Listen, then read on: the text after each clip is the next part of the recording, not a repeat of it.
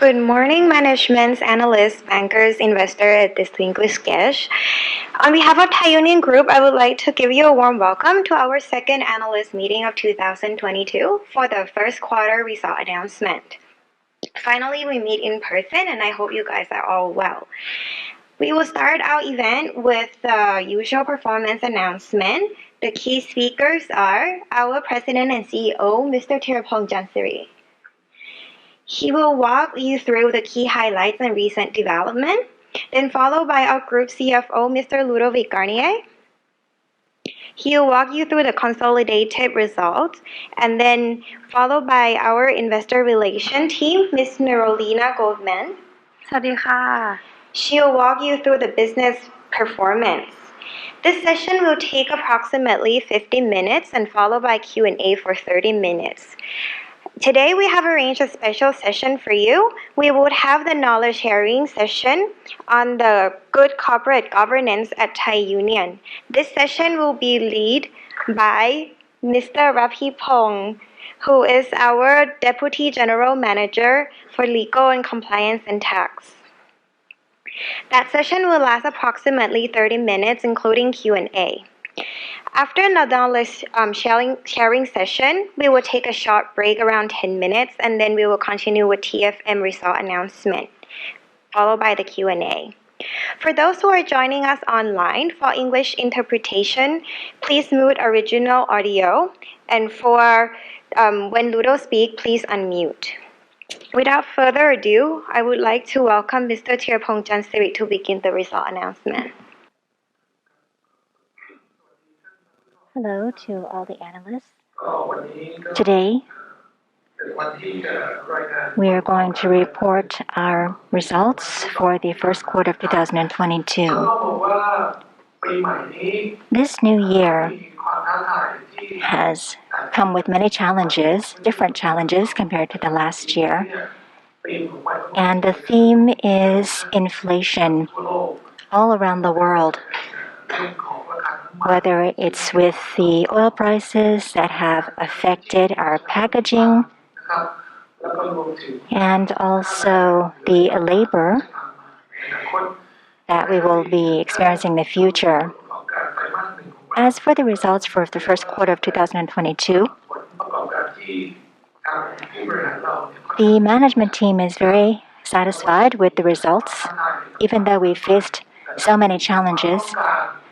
But in terms of the demand for our products, that demand is still quite good. It's very good, except historically, because we haven't seen double digits like this for quite some time. And our sales grew by 16.5%. If we exclude the Forex impact, you'll see that it's grown not just in terms of the price, but also the volume that has grown. And if we look at units, we are quite impressed. The pet care and the value-added products have grown by 27.2%. And our ambient products have grown by 14.3%, and our frozen products have also grown by 14.2%. The gross profit may seem to be diluted a bit from the last year, and right now it is at 17.5%, and mostly from the costs that have increased, as I mentioned earlier. But the company is continuing to deal with these prices to be able to handle the investment costs. And we'd like you to all to understand that the costs that we have will continue to increase to some degree, but we will do our best to catch up with these. In terms of operating profit, it went down by 10.9%, mostly because of SG&A. This stems mostly from the shipping costs, which continue to increase. And aside from this, we also have inventory that we have to carry an increased amount of this, and the transit time for shipping has increased twofold. And our net profit has gone down only by 3.2%, which is mainly due to the tax credits that have been higher for us. And these are our overall results for the first quarter. On the next page, you'll see the different areas. We have our gross profit that has increased.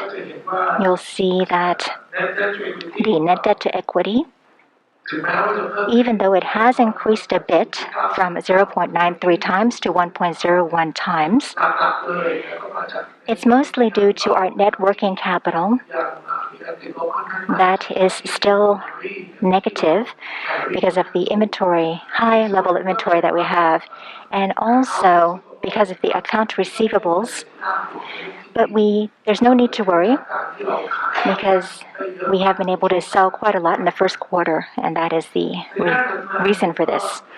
And on the next page, I'd like to point out that even in the first quarter, despite the Omicron variant, our supply chain, we are continuing to take care of this. Every production facility of ours continues to operate at 100% capacity. And we have our prevention measures to prevent infection, of course. And we continue to be strict on that front, whether it's mask wearing at every factory, whether, despite the fact that in many countries they have done away with the mask mandate. But this is a measure that we want every single plant to continue to follow. And we also have the alcohol gels in place. So this is something that we're giving great importance to. And we also have ATKs for our employees to continue to check for infection regularly. And we have over 93% of our labor which have 2 doses already, and about 36% or so have the booster dose. And there is a sufficient supply of vaccines, so this is not a concern for us. And on the next page, you will see our CSR efforts. We are very worried about the communities where we operate, and we have donated food products and materials to those communities. And on the next page, I would like to share Z-Vita, a product that we launched last year. And today, our trade channels that are not online, we are number 2 in that regard. That's a fast development for us. The product has been well received, and there is confidence and also credibility behind the Thai Union name, and therefore our products have been well received by many establishments, and we also have samples for you today for you to take home. And on the next page, we continue to invest in food tech startups, especially Space F, which we are collaborating with the National Innovation Agency and Mahidol University, and in February, we began our 3rd batch. And for batch 3, there are 17 startups that have been chosen from over 200 companies. And 8 of those are accelerators, and there are 9 incubators. What is interesting is that 50% of these are from overseas, whether it's the US, Canada, Finland, France, Hong Kong, or Poland. And food tech in Thailand is very interesting and will attract startups from all over the world. It's a magnet. And in terms of our fund, we have invested in 8 companies so far. And what is interesting is OrgaFeed, which is a Thai startup and has begun production. They are raising insects, and we have a factory set up already in the first quarter. And the products that they have manufactured are pet treats. And we have been working with our very own iTail here in Thailand. Flying Spark is from Israel. And this is another example which should be able to start producing insect protein within the first half of this year, and their factory is perhaps the most state-of-the-art. And this factory is in Phetchaburi province here in Thailand. Once this factory is up and running, we may put together a trip for our analysts to go and visit. And I would now like to ask Khun Ludo to take over, and he will give you the details about the financial results. Thanks a lot. Good morning, ladies and gentlemen. I'm very happy to be with you today, to see you physically after 2 years, and very happy also to share some good news on the Q1 numbers. I will be quite quick on this slide. Khun Tirapong already mentioned the key highlights. I think for you, the key takeaway are really the record high top line. Okay, for a Q1, for us to be so high in Q1 is something which is a bit unusual. 16.5% growth compared to last year. We have, of course, some positive effects. If you exclude the effects, the growth is still double digit at plus 12%, and I will elaborate a bit more in the next slides. The GP margin, we are diluting a bit. Honestly, considering the inflation, and we'll elaborate on the inflation, I think the performance is still very good. We are very close from last year, where we were not facing with the same inflation pressure. The OP is dropping, mostly coming from the freight cost and also some additional marketing costs. So yes, operating performance is declining a bit. That was expected. We told you last year, especially in Q1 and in Q2, the operating performance has been very strong. So it's not a surprise to decline a bit compared to last year. Share of loss, we have more share of loss compared to last year. The key component is, of course, Red Lobster. Again, I will elaborate a bit more on this one, but you know the company is facing some challenges in Q1 for different reasons. We have also a lower share profit coming from Avanti in Q1. However, bottom line, our net profit is very close to last year, just decreasing by 3% compared to last year. We have in between some good news, mostly on the tax, and I will elaborate a bit more where does it come from. So if you move to the next slide, I think this is something we are very proud, and you can see really all the efforts and all the progress that Thai Union has been doing over the last few years. It has been 9 quarters in a row where we are delivering some top-line growth. Okay, we have a gross profit margin which is exceeding 17 and in the range of 18% over the last 8 quarters in a row also. So very strong performance. We told you a few years ago it was our key focus, and I think this is a clear demonstration that we can be good. And the Q1 performance, despite the inflation pressure, is also very, very strong on this one. We just wanted to elaborate a bit on all the topics related to inflation that we have to face in Q1. And of course, we are not the only one to face with this context. I think overall the macro environment is very complex for all the industries right now. Since last year, we have been talking a lot about the logistic issues, the container shortage we are facing.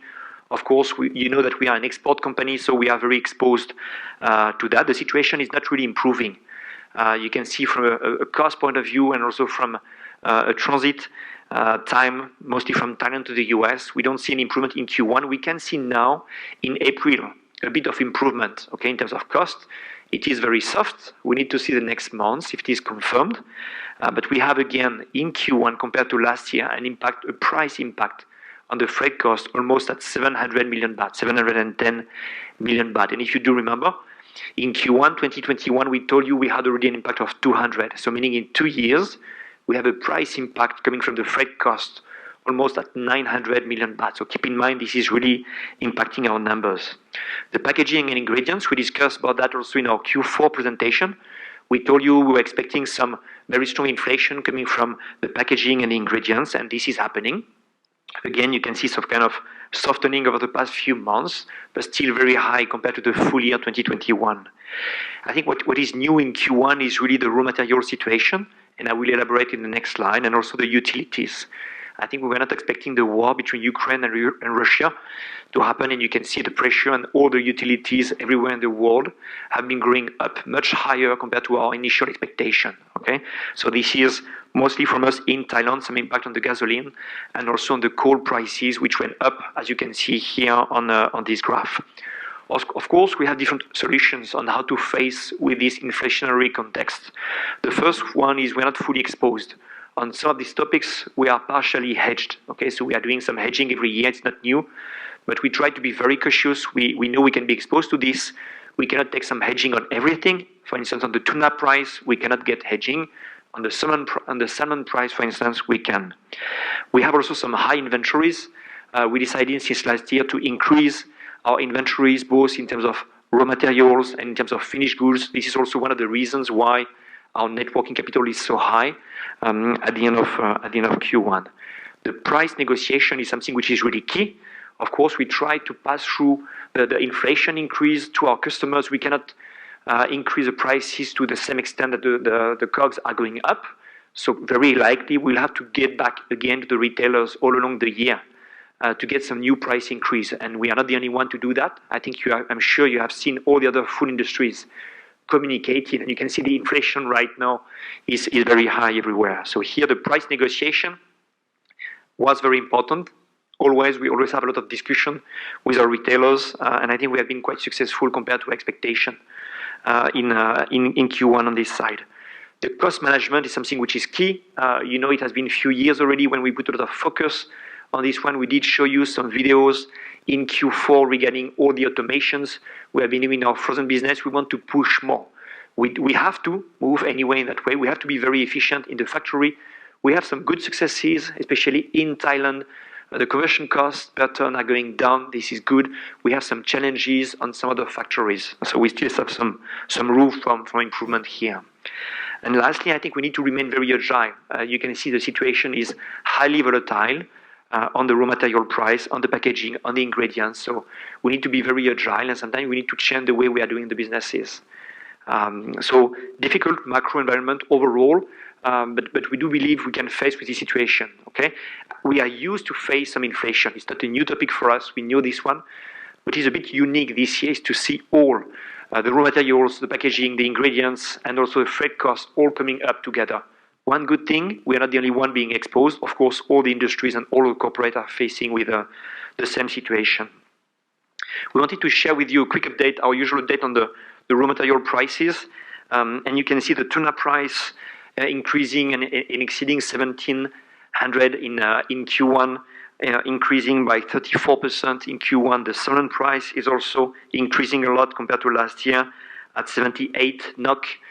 In Q1, increasing by 45%. The shrimp price also is going up at 182 Thai baht and increasing by 24% compared to last year. So here we told you in our Q4 guidance that we were expecting some inflation on the raw materials, so we're not surprised to see the prices going up. However, we are not expecting this magnitude to happen. There is one good news, which is in April, the tuna prices go down a bit compared to March. Let's see, we need to see the confirmation over the next months, but overall, the raw material prices are higher compared to our expectation. And again, it's coming after the freight cost increase, the packaging and ingredient cost. I think in the macro environment, there is one good news, which is the FX. Okay, and the FX in Q1 has been very favorable for us, especially the USD. Has been increasing versus Thai baht, and of course, we are an export company, so when the Thai baht is depreciating versus USD, versus Euro, or versus GBP, it's very favorable for our business. So we have this situation in Q1, mostly coming from the dollar. We'll see we have a small positive impact also coming from Euro and coming from GBP, but it's much smaller compared to the USD.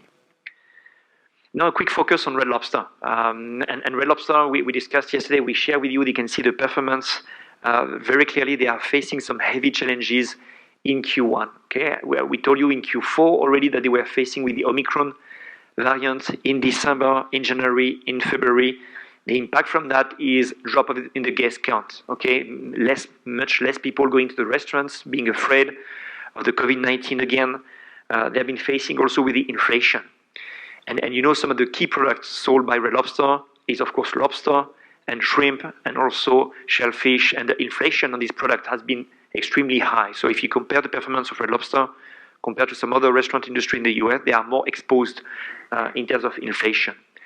They have been also impacted again by the labor shortage in Q1. We told you since last year already we were looking for more managers more staff also in our restaurants. The situation is improving, but of course you have more cost. You have more cost in a time where you have less guest count. Okay, so these are the key explanations for the share of profit drop in Q1. So from the numbers you can see here in Q1, the share of loss from the operation is 243. Usually in Q1 they are always positive. They are always profit making in Q1. So here it's a heavy loss in Q1. There is one good news, which is the share of loss coming from the lease accounting adjustment. If you do remember, we told you last year in Q1 21, the amount was minus 300 million baht, included 200 coming from the catch-up from 2020 year. We don't have this impact anymore. So here we have a lower impact coming from the lease accounting adjustment in Q1 22, and we told you the guidance for the whole year for this lease accounting adjustment is something around minus 400. So it will be roughly minus 100 every quarter before any tax impact. The other income, interest expense are not changing a lot. Compared to last year, we have a bit of FX impact, but it is very small. The income tax is growing. Okay, just for you to remember something you don't have always in mind. Red Lobster, the legal form, it's a partnership. Okay, what does it mean? It means that when we take their share profit, they don't have any tax income or tax expense reported in the share profit. And in fact, the tax income or tax expense has to be calculated by all the partners being Thai Union, being Seafood Alliance, and being all the other one also of this one. And there are three key areas of tax credit coming from Red Lobster. The first one is, of course, they have their share of profit or loss coming from their operations. From this one, we have the normal 25% tax rate coming from this one. Here, we have a share of loss, so we have some tax credit coming from this one. So this is the first source. The second one is due to the structuring of the acquisition of Red Lobster. Since the beginning, since 2016, we have a tax goodwill. Okay, not in accounting, but a tax goodwill that we can depreciate over 15 years. Okay, so every quarter and every year, we can amortize just for the tax calculation. So we are benefiting from tax credit from this one. It's not new. We have this one since the acquisition, but sometimes we don't have it in mind. The last thing is Red Lobster is a restaurant industry. In the restaurant industry, they are benefiting some tax credit from the tips that they are getting. So all the restaurant industries in the US, they are benefiting from tax credit. This is a bit more difficult to predict. This is why from time to time, from one quarter to another quarter, you have some increase or decrease of the tax credit. Okay, but the combination of the three is explaining the big amount of tax credit that we have in Q1. So Red Lobster by itself is 206 in terms of tax credit compared to last year, and we have an increase of tax credit by almost 120 compared to last year. If I move on to the next one, so here again we insist on other challenges we are facing. I'm sure you heard also that Kelly, the CEO of Red Lobster, who joined us 8 months ago, has decided to resign by mid-April. That was her decision. You can see from the numbers that the challenges in Q1 has been extremely high in Q1 at Red Lobster, and very clearly it appeared that we were not fully aligned between the board of Red Lobster and also the top management at Red Lobster on how to react, how quick do we have to react. And we believe we should have been much quicker on how to react to this crisis situation. This is why she decided to leave on this one. The board of Red Lobster, together with the senior leadership team at Red Lobster, they are fully determined to turn around the picture. Okay, and I think there were some new joiners over the last few months. We have a new CFO, we have a new marketing lady at Red Lobster, which seems to be very strong. Of course, the situation is not easy, but here we are confident that we can turn around the picture. So we just wanted to update also our assumption in terms of share profit for the whole year. Okay, there is no change for the lease accounting adjustment. It was 400 before, minus 400. It is still minus 400, but we did update the share of loss from the operations. If you do remember, in our Q4 communication, we told you we were expecting a range between minus 400 to minus 500, so the total was minus 450, the midpoint range. Here we did update on this one to minus 650 million baht for the whole year, and the range which should be between 600 to 700 million baht on this one. Strategic initiatives, I don't comment further on this one. We want to push further. We told you that we are revisiting the menu. Also, the execution is improving in the restaurant. The off-premise has been very successful since the first wave of COVID-19, and we are still pushing on this one. The value proposal is something which is very important. You need to understand in the US, especially the price of the fuel is something which is very important. And the price of the fuel has been going up in Q1. And many people are very sensitive to this indicator because usually the fuel is not very expensive in the US. Now in Q1, because of the overall price increase everywhere, the fuel price has been going up a lot in Q1. So many people, they decide to cut their not necessary expenses and not to go to the restaurant anymore. Okay, so this is also one of the explanations why the guest count has been dropping in Q1. The marketing, we have changed completely the way we are doing some marketing activities at Red Lobster. Compared to 2 years ago, we are doing much more digital activities, much less on the TV on this one. So heavy challenges. We are not happy with the Q1 performance. However, we do believe we can turn around the picture in the next quarters to come. Next one, sustainable finance. I will be quick on this one. We did a lot last year. If you do remember, we did a lot of refinancing. Almost 100 of our refinancing was performed together with Blue Finance strategy. We did a bit more also in February 2022. We did issue some sustainability-linked derivatives in February. Again, we go in the same direction. We want to push further in that direction. Plus, we did communicate also our first KPI. You can go to our website. You will see we were successful at the end of 2021 on all our goals. Next one is just a quick focus on Sea Change. And Sea Change is our sustainability program. Again, on this one, I will be quite quick on that. This is our usual commitment that you have. Few things for you to keep in mind. The first of all is we will announce very soon our target in terms of greenhouse gas emission reduction. Okay, there will be a target to be announced to 2030 to 2050. We are working on that. It will be a science-based target initiative on this one. Apart from this one, we still have our packaging, sustainable packaging initiative, which is going on. We have our tuna commitment. All of this, I guess so I don't comment further on this one. Maybe the box on the right, the Sustainability Fisheries Partnership is something which is new.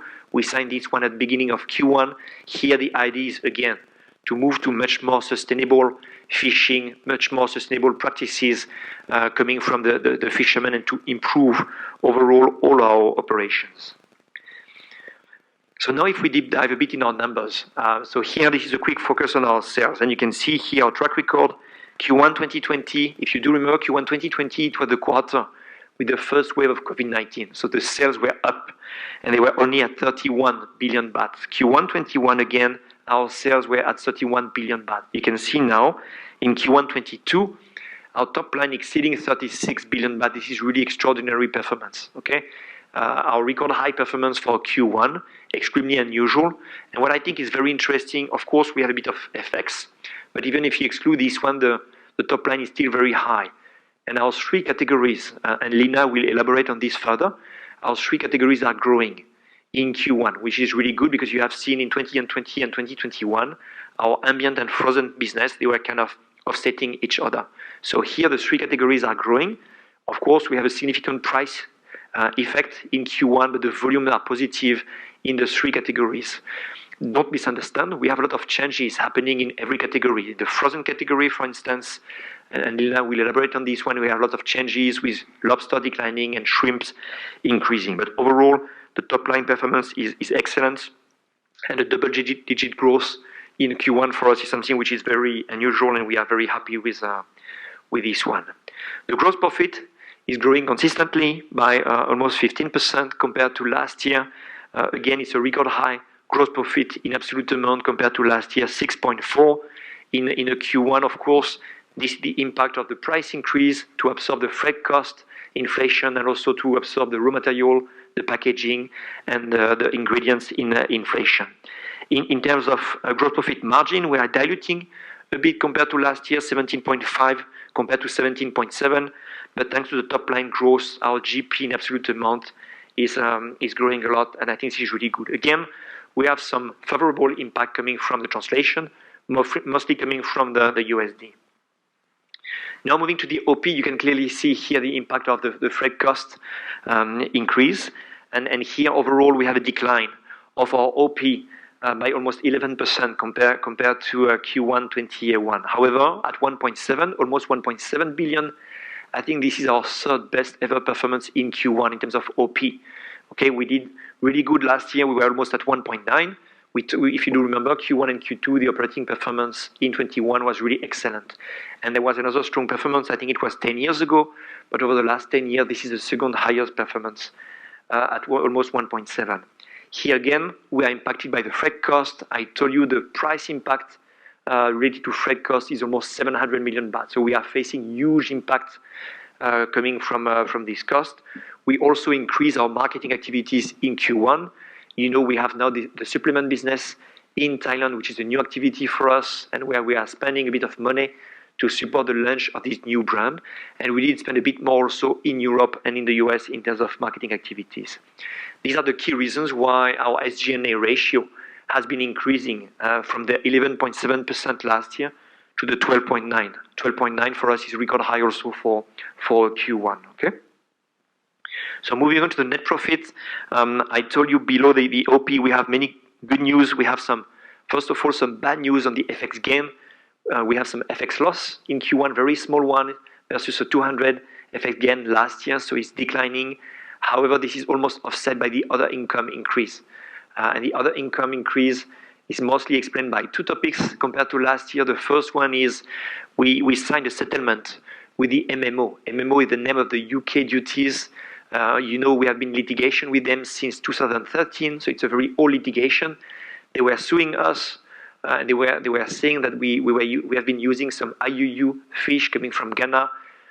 2 years ago, back in 2019, we were found not guilty on this one, and then we sue them for damages. And basically, we did record something like 70 million baht settlement coming from this one, which is recorded in the other income. Plus, last year, if you do remember, we did record some impairment on our goodwill, some fair value adjustment on our Russian business for almost 70 million baht. So the other income increase is almost offsetting the FX again decrease. Of course, we have a share profit drop compared to last year. I told you, mostly coming from Red Lobster and a bit also coming from Avanti. We have some good news from RBF because we have a contribution from RBF on this one, but it's not enough to offset the drop coming from Red Lobster and also coming from Avanti. The good news for us is really coming from the taxes. Okay, and the taxes last year in Q1 we had a tax expense by almost 200 million baht. Now in Q1 22 we have a tax credit of almost 200 million baht. So we have a change by almost 400. So I told you Red Lobster is already a significant component of this one. You can see if you get back to the chart on Red Lobster, the tax change just for Red Lobster only is something like 120 million baht. Okay, so this is one big component. Another big component is our US business, excluding Red Lobster. So here I'm talking about our frozen and also our ambient business in the US. We told you last year our frozen business has been extremely successful in 2021. It was generating a lot of profit. We don't have the same situation in 22. We are facing a very strong and very violent normalization of the context in the US. So our US business, frozen business, is loss-making in Q1. We do expect it's a temporary situation. It will turn around in the rest of the year, but in Q1, we are benefiting from tax credit also coming from this one. And here again, the impact is something like 120 million baht. On the same side, we have also our European business, which is a bit less positive compared to last year. We are positive. We have some tax expenses in Europe. However, the amount is lower compared to last year. So here it's a change by something like 70, 80 million baht compared to last year. Finally, there is the last component, which is last year, we did reverse some tax credit related to Russia in Q1 because of the impairment of the goodwill and these kind of topics. This is another 70 million baht. It was a one-off impacted Q1 21. We don't have the same impact in Q1 22. So these are the four key components to explain the changes in the tax. The key components, just for you to understand and to remind, mostly coming from the US. The tax credits are mostly coming from Red Lobster and also our frozen business in the US. That's why overall we end up with a net profit at 1,746, very close to last year, just declining by 3%. And again, keep in mind the net profit of Q1 21 at 1.8 was really very high compared to our track record. So we have, in terms of normalization, there is one-off to be reported to you in Q1, which is the one I just mentioned on the MMO settlements. So this impacted our subsidiary in John West. The amount is 77 million baht. We have, of course, a bit of tax. Also on this one, we did not mention it. Sorry on this one, but we have an income tax of roughly 20% on this one. So if you remove this impact, then the adjusted net profit amounts to 1,668 compared to our reported numbers of 1.7. Just a quick focus also on our net debt, and you have seen that our net debt has been increasing in Q1. So it was 61 billion baht at the end of Q4 last year, and now it is at 65 billion baht. And if you look at the bridge, there are three key components. The first one is, of course, our EBITDA is quite good, quite okay. In Q1 at 3 billion baht. Our capex, 1 billion baht, is under control. You know, we have a capex target for the whole year of 6 billion baht. So at 1 billion baht, we are a bit below our plan. I do expect to catch up over the next quarters. We really have a lot of plans on this one. But the bad news is really coming from the change in net working capital. You can see here, it's an increase of our net debt by 5.7 billion baht. There are two key components for this one. The first one is, of course, we have record high sales, so we have record high receivables at the end of Q1. Okay, it's a good thing, of course, because these receivables, they will be transformed into cash into the next months. Okay, so this is a good thing. There is no issue on this one. We follow very carefully if we have any aging receivables, and we don't have any issue on this one. Another portion is coming from a further increase of our inventories by almost 2.3 billion baht. And I told you already, in Q4 21, our inventories were already at record high. Okay, so we are still facing with the same logistic issues. So we have a lot of inventories on the water. Plus, we have decided also to increase our inventories of raw materials over the past few months. This is why overall you can see this one. It's a bit too high. There is one portion which is fully aligned with our expectation. There is another portion which is a bit higher compared to expectation. So here the clear direction to our businesses is to see this amount decreasing over the next months and quarter. It will take a bit of time to us, but we do believe that we are still in the position to achieve our 60% target of cash conversion rate. If you do remember, we always want to generate 60% free cash flow from our EBIT, and we work very closely in that direction. Apart from that, we didn't have any significant investment in Q1. You can see we have a bit of FX impact. You can see the remark just below the bridge. We have a bit of investment in a new joint venture that we did communicate already in Q4, but the amounts are very small. So moving to the next one, the free cash flow situation. The free cash flow is negative in Q1 at 3.7. Here again, the key driver is really the net working capital, the 5.7 billion baht coming from this one. We are still committed on our capex target, 6 billion baht. We are a bit late compared to our spending, so we may have a bit of headroom at the end of the year of this one. This is not our direction. We want to spend this money because, you know, the last 2 years we had some very high expectation in terms of capex, but because of COVID, we were not able to spend all this amount, okay? Now in 22, we really want to spend this money. So here you can see our key ratio. Of course, our profitability ratio, the ROE, ROCE are declining a bit, slightly a bit because of the lower profitability. You can see here the inventories days, 132 days. There is nothing to be alarmed about, but the amount of the inventory at 49 billion baht is record high. The amount of net working capital at 52 billion baht is also record high, and we want to see this one. Overall, net debt to EBITDA, I think, and net debt to equity, we are within our guidance. There is no concern at all on our side. And now I will leave the floor to Lina.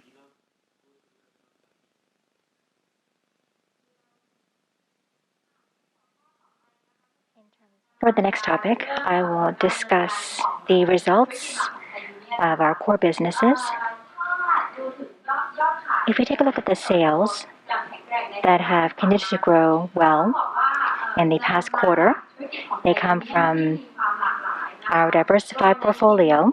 And in the first quarter, our ambient seafood had a sales portion of 43%. Our frozen and chilled seafood was 38%, and our pet care, value added and others increased from last year and is at 19% compared to 18% in the first quarter of last year. As for our mix between the branded and OEM, we have increased sales from the private labels at 61% compared to 58% from last year. And this is a result of increasing demand for pet care products and also the value-added products, as well as the frozen seafood products that have continued to grow. The three businesses on the bottom of the slide, you'll see that we continue to advance in newer businesses of higher profitability, and these are ingredients, supplements, and alternative protein. And our target is to achieve sales from innovations at 10% of sales and a gross profit margin of up to 20%. In the last quarter, if we compare to the pre-pandemic situation, or even during the COVID situation, we have continued to see growth, especially in the frozen chilled seafood, that grew by 26% compared to the first quarter of 2020, and this is thanks to the revival of restaurant businesses. During the first wave of COVID-19, there was the lockdown, which affected them. And in terms of pet care, value-added, and other products, they have continued to have healthy growth, up to 54%. We see increasing demand for pet care because people are giving more attention to their pets. And in terms of our ambient seafood products, there wasn't much of a change from the same period in 2020, even though this is a high base and people were hoarding products during COVID. If we take a look at the overall sales on the right-hand side, you'll see that our sales have grown significantly. As we mentioned earlier, it is about 17% in growth compared to the first quarter of 2020. And it is 17.5% in the first quarter of 22. This is a very significant rate of growth because we have been actively looking to reduce our cost, increase automation, and a focus on higher profitability products. And this is a result of our diversification in our products and the strength of our core businesses. This has all led to higher sales in the past period. In terms of our ambient seafood, the sales have grown significantly by 14% compared to the year before, and this is mostly due to the increasing sales in tuna in Europe, the US, in Europe and Asia, and the sales have grown by 7% thanks to the demand that has increased in Asia, along with movement in the FX movement. As for our OEM sales on the right-hand side, you'll see that between the OEM and the branded products, the OEM sales have increased from 42% to 58% this year.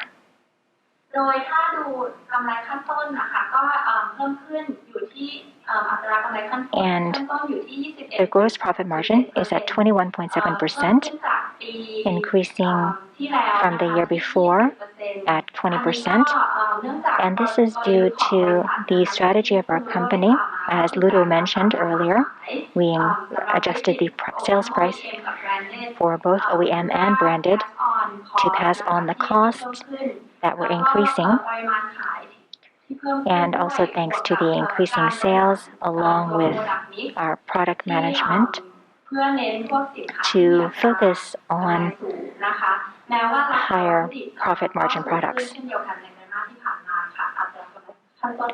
And the same goes for our ambient business. We were able to deliver at a high level as well compared to the pre-pandemic level.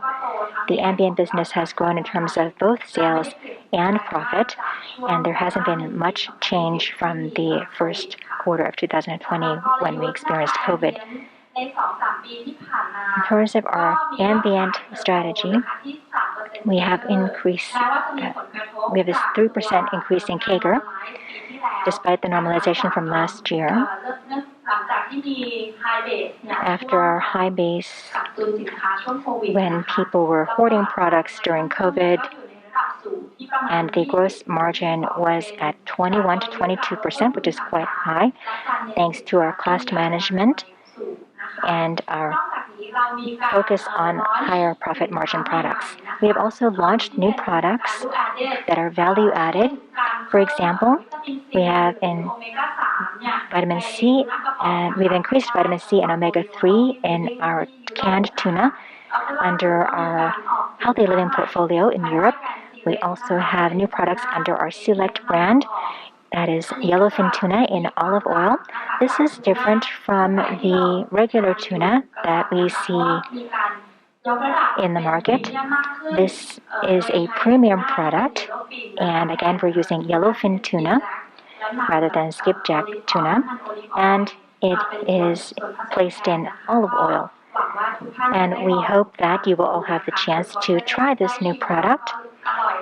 And those of you who have changed the product, who have tried the product, many people say that it's more delicious, it's softer, and this is a healthy choice for those who want to take care of their health. And it is available in the 7-Eleven and convenience stores throughout the country and in supermarkets as well. In terms of our inventory management and our material management, we have adjusted the prices to pass on the costs, and we have adjusted our promotions to reflect the increasing raw material prices. In terms of our frozen and chilled seafood sector, we've seen an increase of 14% in sales, and this is due mostly to the higher selling prices and the recovery of the restaurant business, as well as the depreciation of the Thai baht. And as for gross profit margin, it is at 9%. This is a slight decrease compared to the first quarter of last year, which was at 10.5%. And this is due to effects in the US and Europe, higher logistic costs, and higher raw material costs. Even though we have gross profit margin that has increased by about 1%, this is due to demand in Asia and higher exports as well. If we compare this to pre-pandemic levels, our frozen seafood business has increased in terms of sales and margin. And as for our strategy for our frozen and chilled seafood, we're going to continue to focus on profitability. And in the past quarter, we had gross profit margin equal to 1.3 billion Thai baht. This is higher than our past periods as well as our pre-COVID levels as well. And in the US, Asia, and in Thailand, we have solid sales, and demand continues to grow. We also have higher exports thanks to the recovery of the restaurant business and also higher selling prices. We will continue to launch new products that are value added. For instance, we have pre-fried shrimp, we have mussels with cheese, and you can see pictures on the left-hand side, and we're going to launch these products in our market here in Asia and in other regions. We also are focusing on expanding our Q Fresh and Thamachat seafood brands, and we will expand in Southeast Asia. In addition to this, we are preparing to open a culinary plant that will heighten ready-to-eat products and bakery products. We're going to increase the production capacity to cater to a very large brand in the world. That's towards the end of this year. We're also focused on automation, continuous automation to reduce our costs and to increase our production efficiency.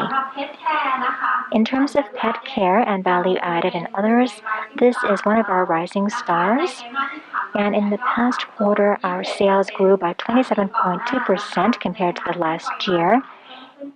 And the quantity went up by about 8%. And this is due to strong demand for our pet care products after people have started to give more attention to their pets. We've also launched new products, new innovations, and we continue to widen our portfolio. We have sales from packaging as well, and also the FX effect that has helped our sales figure. As for our gross profit margin, it is at a high level at about 24.4%. That is a slight decrease from the first quarter of last year because of the exceptional performance last year due to the favorable raw material prices and the sales in the pet care trading companies in the US that increased during that time. As for our sales and our margins, they have grown strongly compared to the first quarter of 2020 and the COVID periods. Our pet care and value-added strategy, as you can see in the chart, our business continues to grow with a double-digit growth, and we continue to see this growth in the first quarter. We are focusing on R&D, and we have our Pet Care Innovation Center, and we also have a joint venture with Mahidol. We're going to open at the end of this year. We want to be an OEM producer changing from just producing according to the strict formula. We want to be an ODM or original design manufacturer,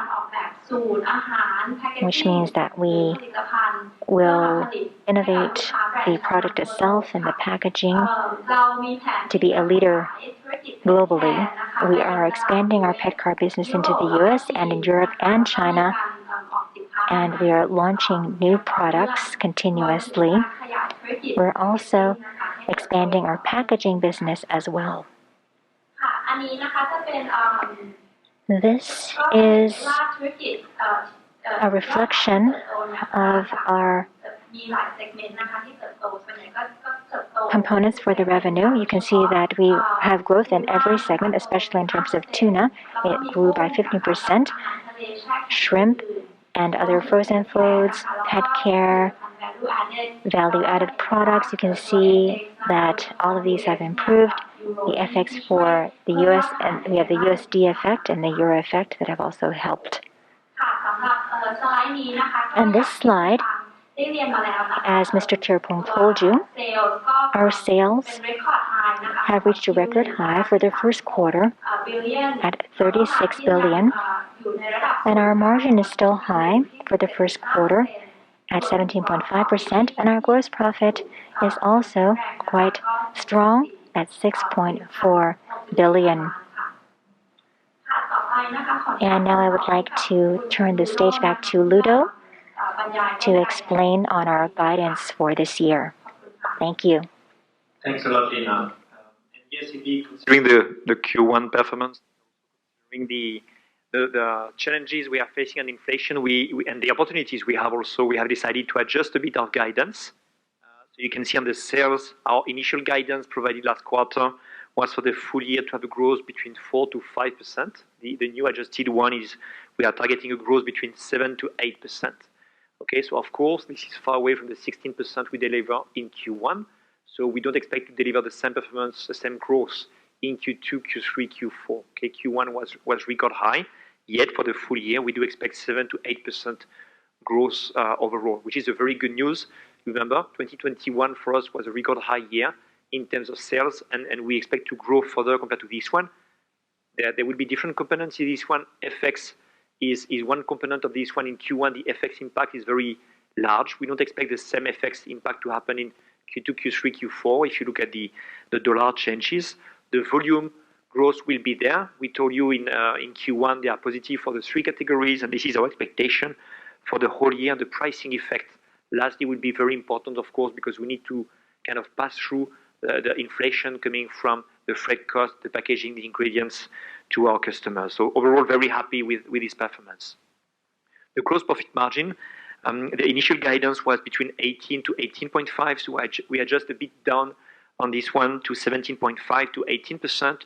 We do remain very confident on the gross profit margin. We are very happy overall with the performance. We do believe the Q1 performance, which is almost close to last year, is a good one, really a good one. We do believe we have also a lot of headroom to improve further on this one. We fully acknowledge that there are some challenges. We don't try to dismiss this one, yet we do believe we have some good opportunities on this one. I think one of the big differences compared to last year is last year Q1 and Q2 in terms of operating performance were extremely high. We do expect that this year H1 will be lower, and then we do expect to recover in Q3 and in Q4. The SG&A, we gave you a guidance which was a bit wide at the beginning of the year, between 12 to 13%. We just fine-tuned this one from 12 to 12.5%. Different reason for this one. First of all, the top line growth is of course higher compared to expectation. We do have also in this guidance some expectation that the freight cost situation will improve in Q3 and in Q4. So the expectation for Q2 is the SG&A ratio to remain very high, in the high range of this guidance. Yet we do expect some improvement to happen in Q3 and Q4. For the rest, the interest rate, the capex, and the dividend policy, there is no significant change. We confirm our guidance. I told you the capex, we spent 1 billion baht in Q1, so we are a bit behind. We may have a bit of buffer at the end of the year, but overall, we do remain very confident and we are pleased with the Q1 numbers. And now we can move to the Q&A session. Okay, thank you, Executive, for the presentation. Moving on to the Q&A session, we will give the priority to the questions from the participants from the hotel room, and then followed by those who are joining us online. For those who are joining us online, your microphone will be muted, so for all the questions you may have, please type in the chat box. And as we have a dedicated session in corporate governance, and the Q&A for that as well. So may I request for you to keep all those questions to be discussed during that session. So please raise your hand for any questions you may have. State your name, your company, and the question, and our team will hand you the microphone. Questions?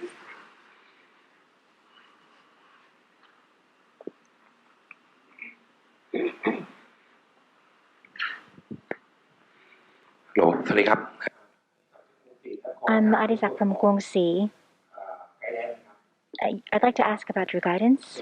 Your gross profit margin to sales, what items have been adjusted significantly? Is it the sales to price volume?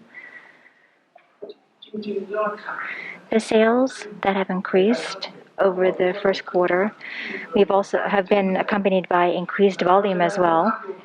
So overall, we expect increased volume. At the same time, we have the FX effect, and we've also adjusted the selling prices. You can see that it's not just the price, but also the volume that has grown. At this moment, our OEM business in Thailand, as for our frozen business, we have a strong level of orders until the end of the year, as well as for our canned products. We have orders for 2 to 3 months in advance. Overall, this year, we are satisfied and not worried in terms of because we have good, strong top-line growth. Our gross margin has been revised down a bit because we believe that we still believe we can manage the situation, and we're going to be focusing on our costs. And at the moment, the situation is quite fluid, and our job is to monitor.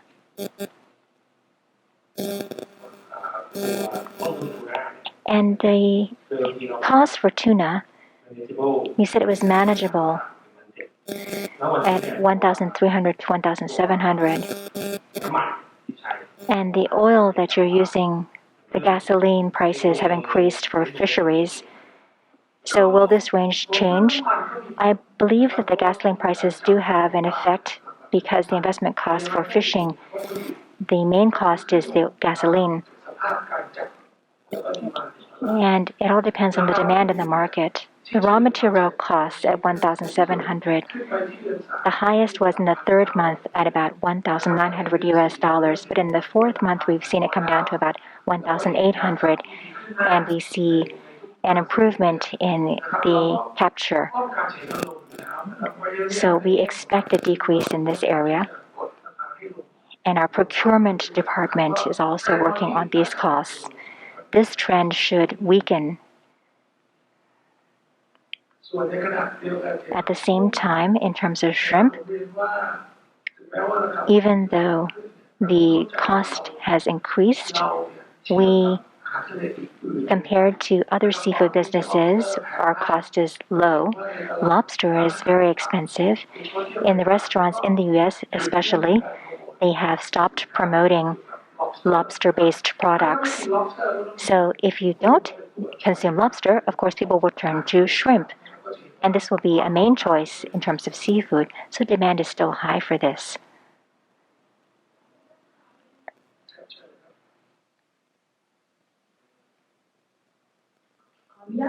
I'd like to ask, the price for tuna that is high at 1,900 in March, do you believe that we will see a higher level than that this year?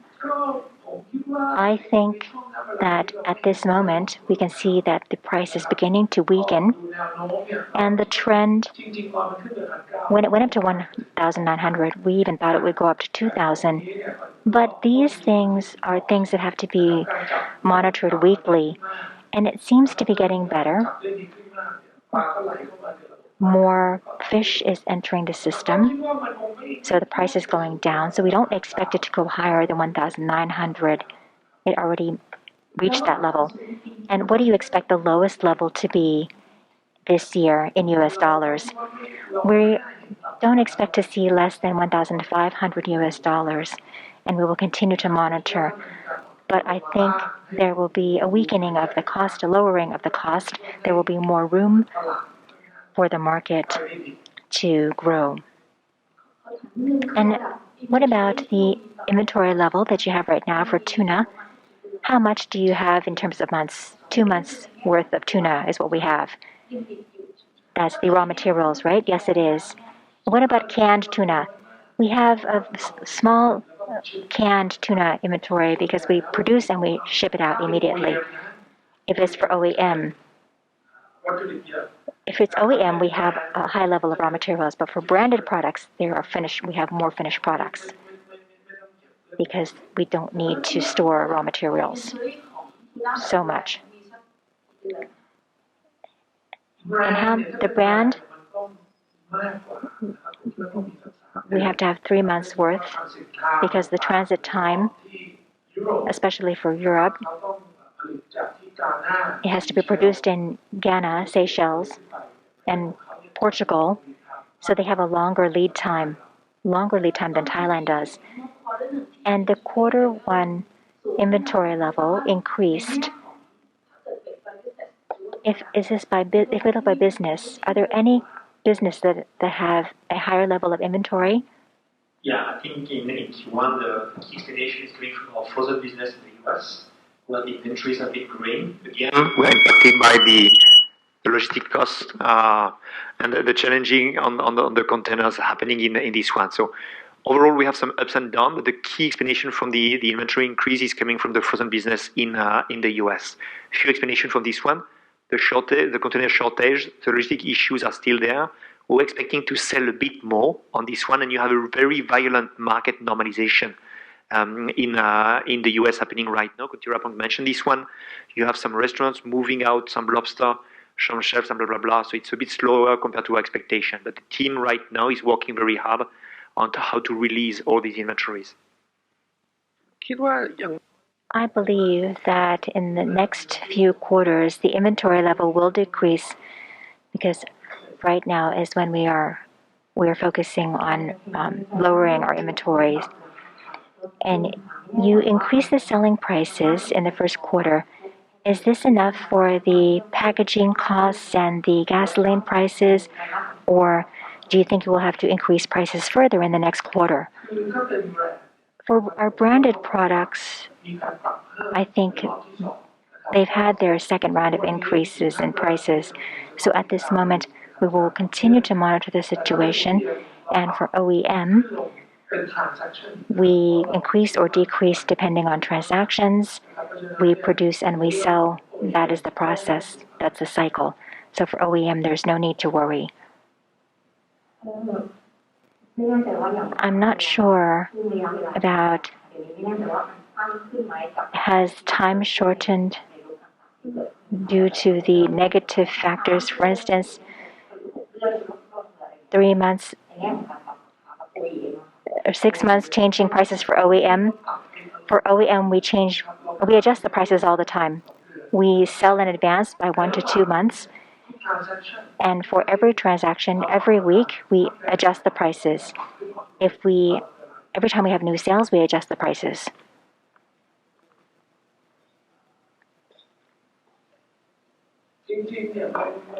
Actually, it's not just the price adjustment. We also manage our product mix.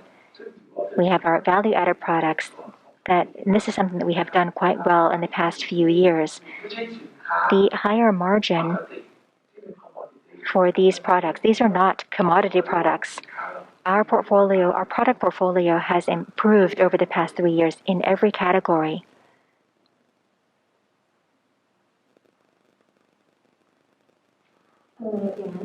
So, what about the freight costs? Does the company see that it's reached the peak already, or do you expect to face higher costs in the future? I think the freight cost will continue to increase this year, the entire year, and we will continue to monitor the news on there will be newer ships. Once those newer ships are introduced, we will see lowering freight costs because it has increased by about 10 times, hasn't it? So there's no way that these prices can continue to stay so high. And we have been able to manage the situation, and we see a downside. We think that the upside has probably peaked and can't go up any further. I don't really understand. Has it peaked? I think it has peaked. We see the prices. We will see increasing prices for one more year, this whole year. We don't think the freight costs will lower this year. However, we will pass the cost on to. We will pass the cost on, depending on the freight costs. Could we look at slide 50 in the appendix? The sales for Europe have dropped quarter by quarter. And what is the sales trend in Europe? Will it improve? Or what is causing this uncertain growth? I think we are growing compared to last year. If you compare to Q1, you need to remember in Europe they have a very strong seasonality. So it's a bit difficult to compare quarter on quarter because you will always have some upside and downside. So what makes more sense is really to compare Q1 with the Q1 last year. We are growing in Europe. The growth is lower compared to the one we see in Asia. That's very clear. We have already for some countries like the UK, we have already increased the prices since January. Okay, and this has an impact on the volumes. Despite this one, we are able to generate some volume growth overall at European level and also some top line growth. Okay, but overall, we are generating some growth here, but it's a bit lower compared to the other regions, correct? But right now, in terms of sales for the Q1, we are quite happy with the performance. Okay, remember the Q4 performance was very high for Europe in Q4 last year. The Q4 overall for the whole group was super high in terms of sales for Q4. So in terms of sales in Europe, what is the major currency? Is it EU? Euro. Euro will be the key one, and then the second one will be GBP. Okay, our key markets in Europe are France, Germany, Italy, also where we are using Euro, and then the UK, where we are using GBP. So compare in terms of the appreciation of the currency, so it has a growth, right? It has a positive effect, yes, but not that big. If you compare the euro and the GBP compared to last year, Thai baht is depreciating a bit, but very small. Okay, the impact in terms of effects is much bigger for the USD.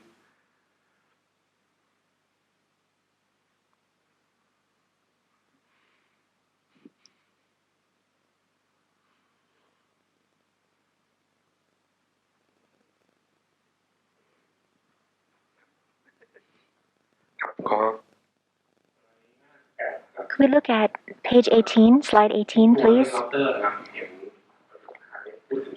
I see in the last sentence you say you have a challenge for the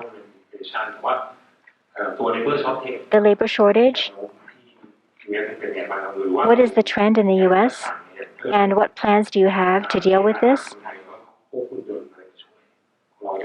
In Thailand, in the United States, we don't expect to be using robots to help, but we will continue to manage internally at the restaurants to improve the efficiency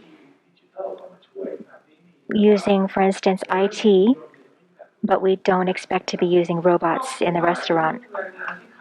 The labor shortage has been something we've been facing for over a year, but it has been manageable. The pressure is the labor costs that the labor costs have increased.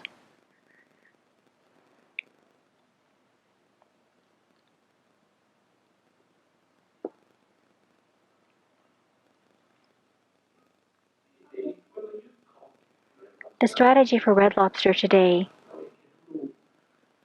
we see room to reduce our cost significantly in terms of waste in the restaurants.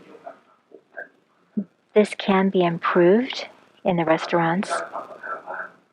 There are some price adjustments, but not that much. We're focusing more on the menu mix, looking at those that have higher profit margin and lower profit margin. No questions coming from the room. Please allow me to raise a question coming from the online channels. The first one is, how much of our cost is in Thai baht compared to other key major currencies like the US and Euro? I think the key exposure for us is really the Thai baht versus USD. You remember in Thailand we are buying the fish, which is our first source of expense, in dollars.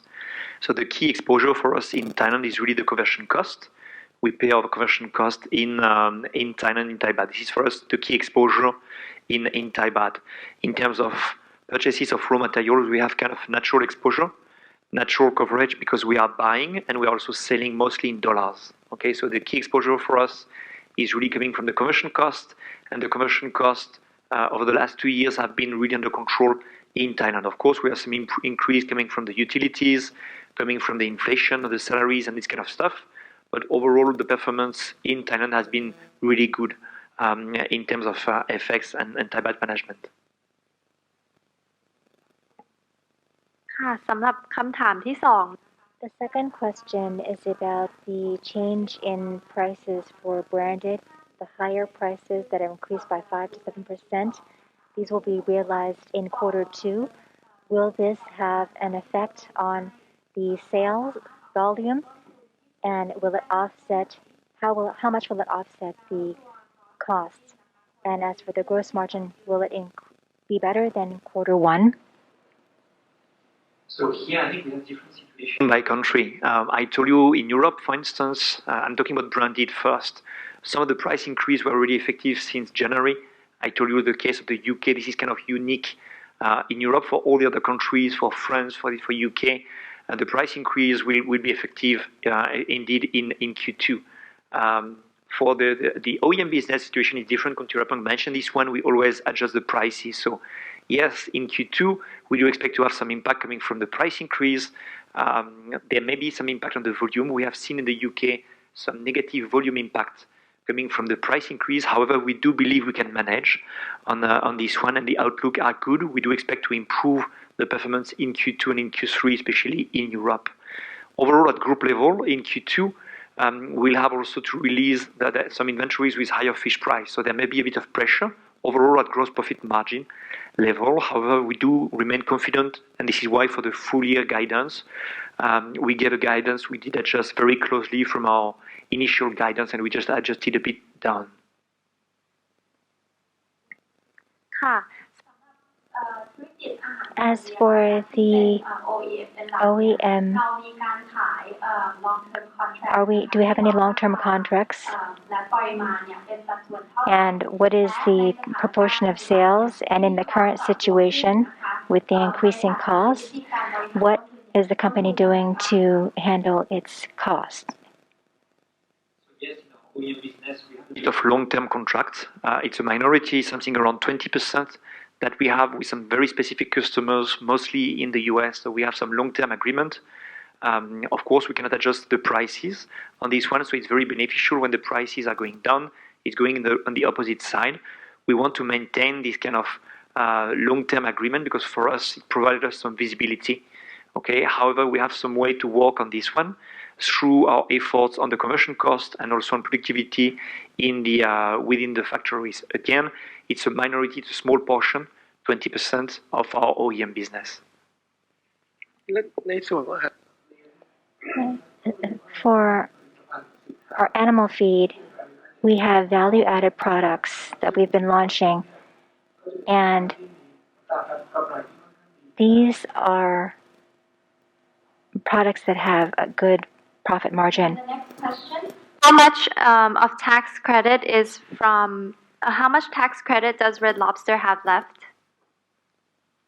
I think we have one specific slide on this one. You can see for Q1, we have something like 200. We generate 200 million baht tax credit. It's a significant amount. Again, I told you, we have specifically on Red Lobster, 3 sources of tax credit. The first one coming from their operations. In the share loss that you see, there is no tax included in these numbers. Again, Red Lobster is a partnership, so the tax income or expenses are calculated by the partners. So this is the first one. The second one is we have some goodwill tax depreciation. You don't see it in the accounting. It's a pure tax calculation. So we are benefiting since 2016 from tax credit coming from this one. And lastly, it's a restaurant business, and the restaurant business in the US, they are benefiting from specific tax credit. So every quarter, there is some organic tax credit coming from the normal business of Red Lobster. So these are the 3 components which are explaining why you have more tax credit, but the key one is, of course, the higher share of loss from Red Lobster in Q1. ขออนุญาต I'd like to ask about how you manage risk, about your risk management. You have increasing interest expenses, especially for the US. So what is your plan for risk management?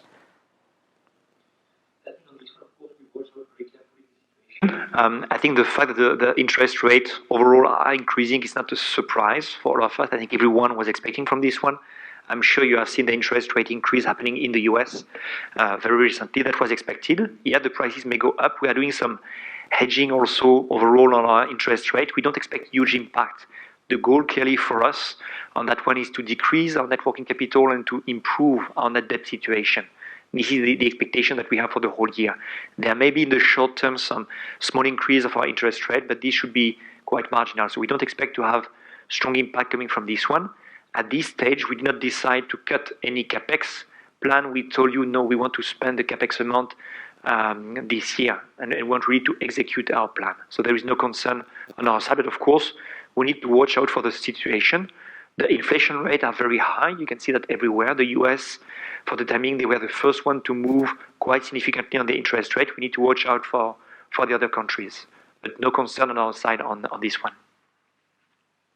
Okay, thank you. We have 1 minute left. If anyone else from the room would like to raise a question, please feel free to do so now. We have maybe time for 1 more question.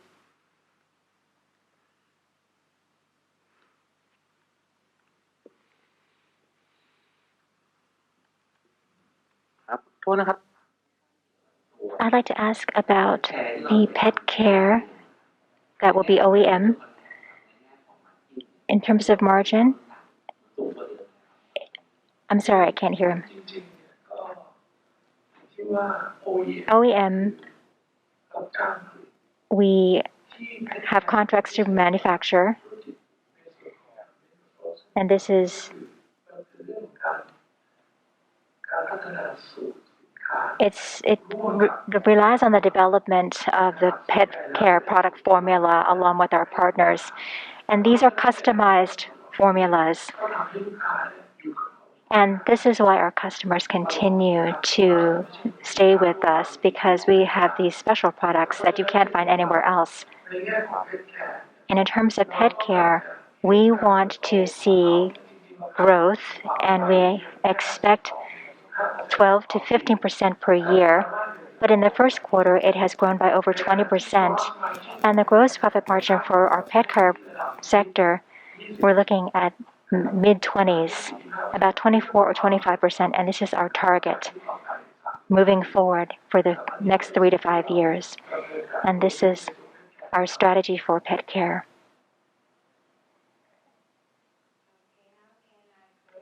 Q&A session for the Thai Union performance result announcement. Thank you so much, Lena. And